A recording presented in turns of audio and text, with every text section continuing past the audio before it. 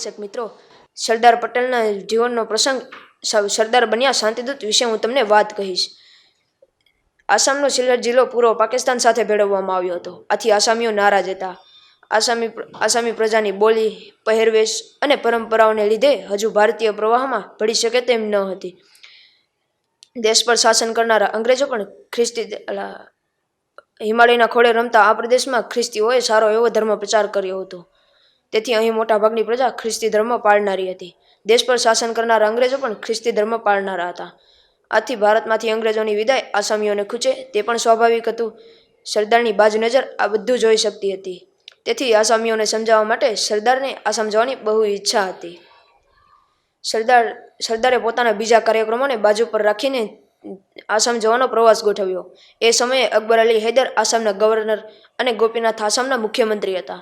સરદારે આ બંનેને ખાસ સૂચના આપી હતી કે મારા આ પ્રવાસ દરમિયાન બહુ પ્રોટોકોલ રાખવા નહીં. વધુમાં વધુ લોકોને હું મળી શકું તેવા કાર્યક્રમોનું આયોજન કરવું.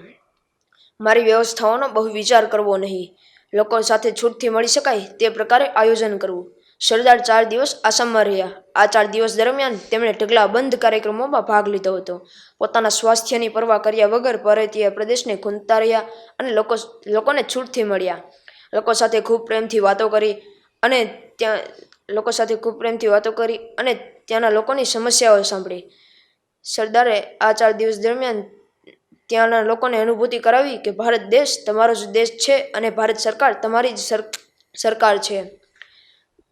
આસામમાંથી વિદાય લેતા પહેલા સરદારે ગવર્નર અને મુખ્યપ્રધાન સાથે એક ખાસ બેઠક કરીને સૂચના આપી હતી કે મેં જોયું છે કે અહીં જે પાદરીઓ ફરનારા છે તેઓ ખ્રિસ્તી ધર્મના અનુયાયીઓને ભરમાવી રહ્યા છે કે દિલ્હીમાં હવે ખ્રિસ્તી ધર્મ નહીં હોવાથી આપણે અનાથ થઈ ગયા છીએ. તમે આ પ્રદેશની પ્રજા સાથે એકરૂપ થવાનો પ્રયત્ન કરજો અને તેમને તમારા પ્રવાહમાં ભેળવવાની કોઈ જ ઉતાવળ ન કરતા. ઉલટાના તમે એમના પ્રવાહમાં ભળી જજો. સરદારની આ વાત પરથી આપણને એવો બોધ મળે છે કે લોકોને પોતાને કરવા હોય તો પહેલાં આપણે એમ ના થવું પડે. સત્તાના જોરે તમે લોકોને દબાવી શકો, પોતાના ના કરી શકો. એ તો માત્ર એમને પ્રેમ આપવાથી જ થઈ શકે છે. અંતમાં સરદાર પટેલના ચરણોમાં કોટી કોટી વંદન સાથે જય હિન્દ, જય ભારત.